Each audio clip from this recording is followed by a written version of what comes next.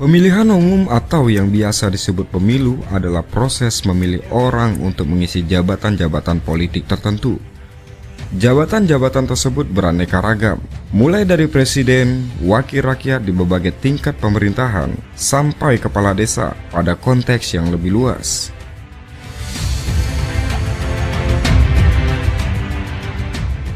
Pemilu merupakan salah satu usaha untuk mempengaruhi rakyat secara persuasif atau tidak memaksa, dengan melakukan kegiatan retorika, hubungan publik, komunikasi massa, lobi, dan lain-lain kegiatan. Meskipun agitasi dan propaganda di negara demokrasi sangat dikecam, namun dalam kampanye pemilihan umum, teknik agitasi dan teknik propaganda banyak juga dipakai oleh para kandidat atau politikus.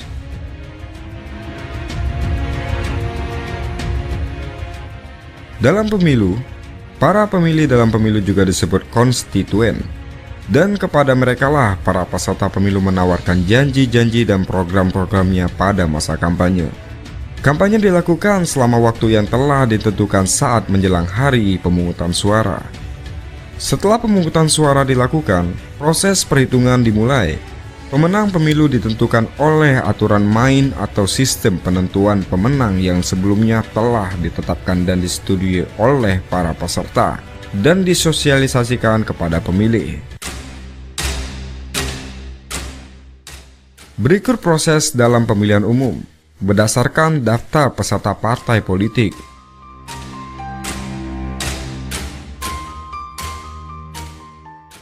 Sistem pemilihan umum terbagi dua jenis, yaitu pertama, sistem terbuka, yaitu pemilih mencoblos atau menconteng nama dan foto peserta partai politik. Yang kedua, sistem tertutup, yaitu pemilih mencoblos atau menconteng nama partai politik tertentu.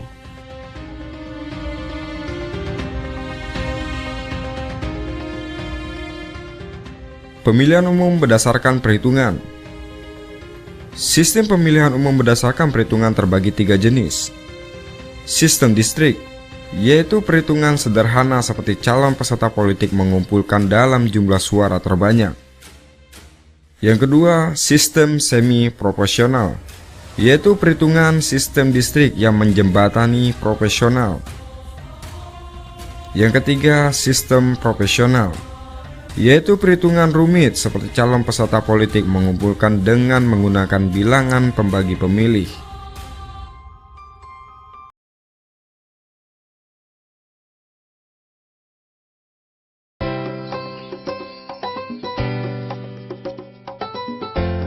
Halo, jumpa lagi. Saya si Pena, maskot dari Pemilu 2009. Jangan lupa ya, tanggal 8 Juli 2009, kita akan melaksanakan pemilu presiden.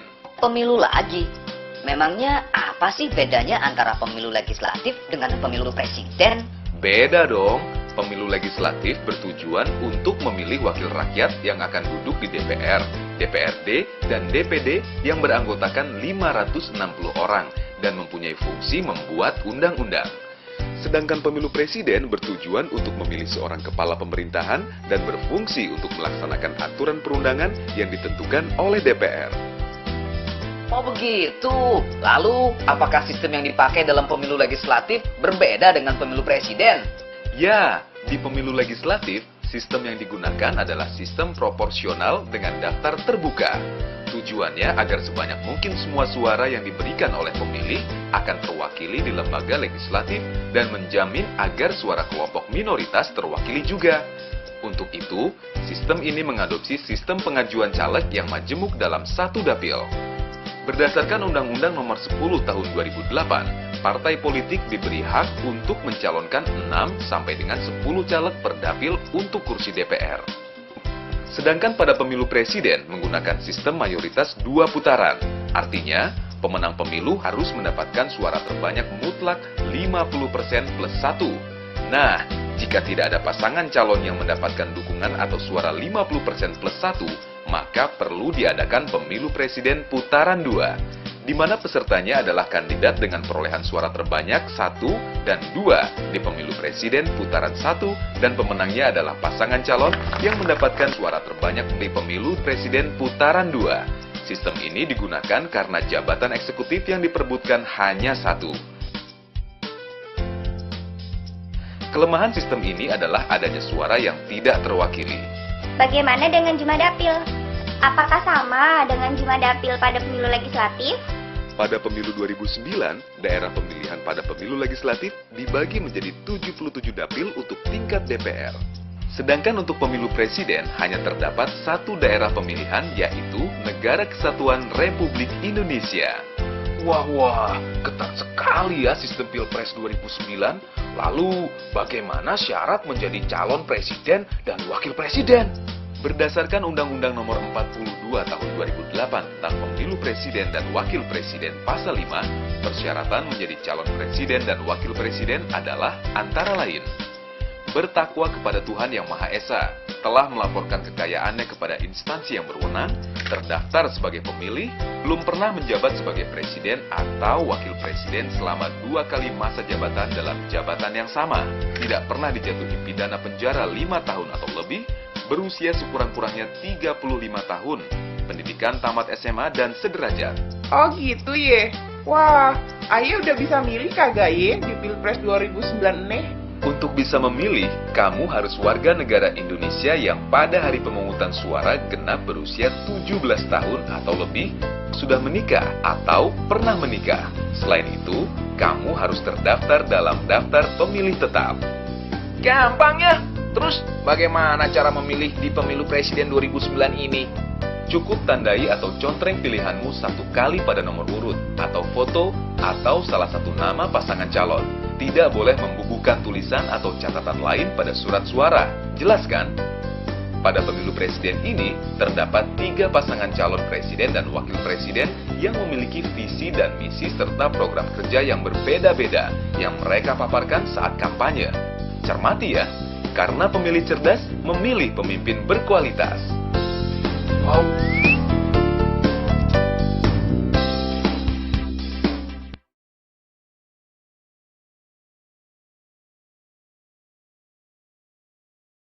Pemirsa, tahapan pemilu 2019 yang meliputi pemilihan presiden dan wakilnya, anggota DPR serta DPD telah resmi dimulai dengan dimulainya masa kampanye pada akhir September lalu dan akan mencapai puncaknya di hari pencoblosan Rabu 17 April 2019 mendatang.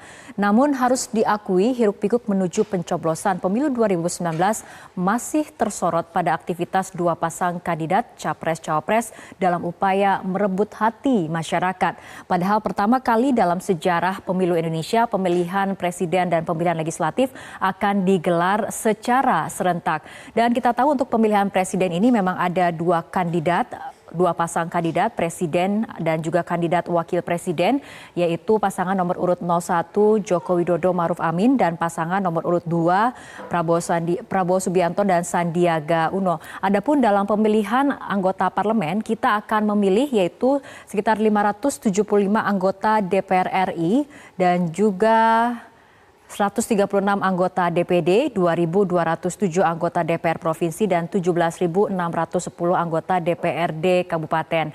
Dan pemirsa, karena nantinya ada 5 pilihan yang harus kita coblos pada hari pencoblosan di 17 April 2019, maka saat hari pencoblosan kita akan mencoblos 5 surat suara yang berbeda.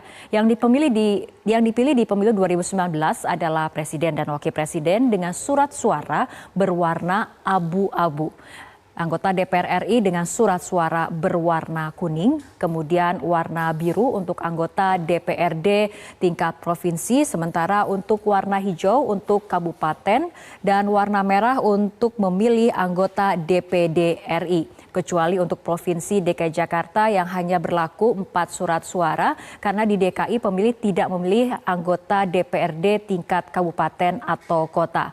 Nah, penyelenggara pemilu yang serentak ini pun cukup menyedot anggaran yang cukup besar, yakni sebesar 24,8 triliun rupiah jika kita bandingkan dengan biaya penyelenggaraan di tahun 2014 yaitu pemilu legislatif 2014 yaitu sebesar 24,1 triliun rupiah. Artinya ini ada kenaikan sekitar 700 miliar rupiah yang membedakan pada pemilu 2019 mendatang akan digelar secara serentak pemilu legislatif dan juga pemilu presiden.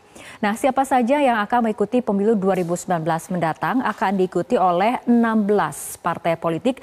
Dari 16 partai politik yang akan berpartisipasi dalam pemilu 2019 mendatang ada 4 partai baru, yakni Partai Solidaritas Indonesia, Partai Berkarya, Partai Garuda, dan Partai Perindo.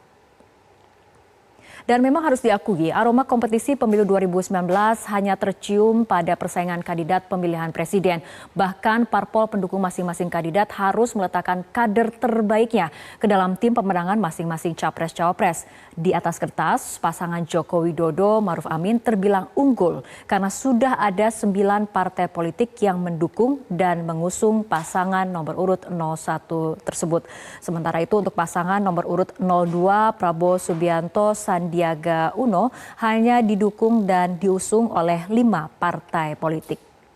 Dan pemirsa, bagi partai politik sendiri mendukung pemenangan capres dan cawapres tidaklah cukup. Masing-masing kemudian harus berjuang keras untuk menempatkan kadernya di parlemen di Senayan. Ini tidak lepas dari undang-undang pemilu yang mensyaratkan atau memberlakukan batas atau ambang batas parlemen, parliamentary threshold, yaitu sebesar 4% pada pemilu 2019 mendatang. Setidaknya ada 2 tantangan bagi partai politik agar memenuhi ambang batas parlemen ini. Pertama adalah kotel efek atau efek ekor jas. Parpol harus mempertimbangkan secara matang apakah capres dan cawapres yang diusung dapat memberikan insentif elektoral. Dan tantangan yang kedua dalam ambang batas parlemen yang lebih tinggi harus memerlukan soliditas calon anggota legislatif. Dengan kata lain, parpol harus bekerja dengan energi yang sama untuk memenangkan parpol itu sendiri, dan akan menjadi masalah jika antara satu caleg dengan caleg lainnya kemudian tidak memiliki pandangan atau energi yang sama. Dan pemirsa, sejumlah lembaga survei memotret elektabilitas dari parpol peserta pemilu 2019 mendatang.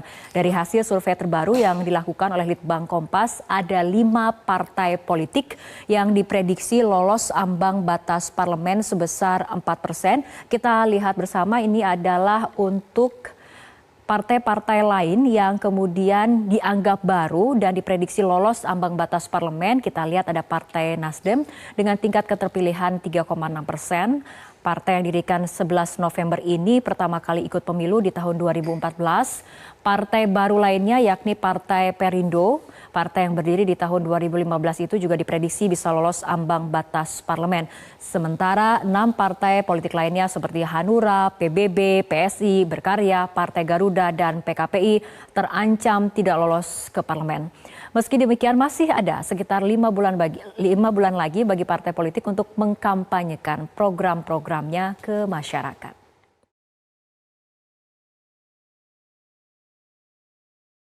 Assalamualaikum warahmatullahi wabarakatuh. Nama saya Syahanova Rizani dari kelas 12 TI. Setelah melihat video ulasan yang tadi tentang pemilu, di sini saya akan menjelaskan beberapa perbedaan antara pemilu 2009 dan juga pemilu 2019.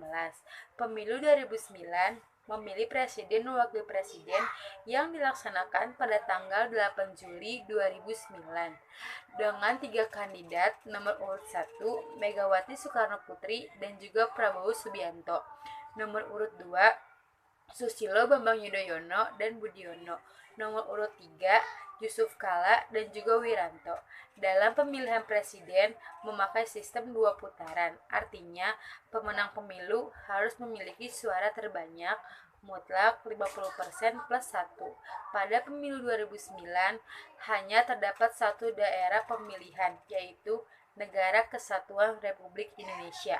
Sedangkan pada pemilu 2019 yaitu pemilu serentak yang merupakan pertama kalinya dalam sejarah pemilu di Indonesia, dengan memilih presiden dan wakil presiden, memilih anggota parlemen, diantaranya DPR RI, DPD, DPR Provinsi, dan DPRD Kabupaten atau Kota.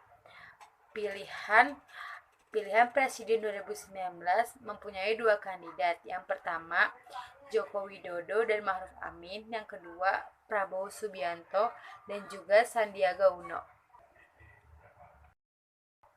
Adapun kelebihan dan kekurangan dari pemilu 2009 dan juga pemilu 2019. Kelebihan pemilu 2009 yang pertama, berjalan aman, lancar, dan damai hampir di seluruh provinsi di Indonesia. Yang kedua, jujur dan adil.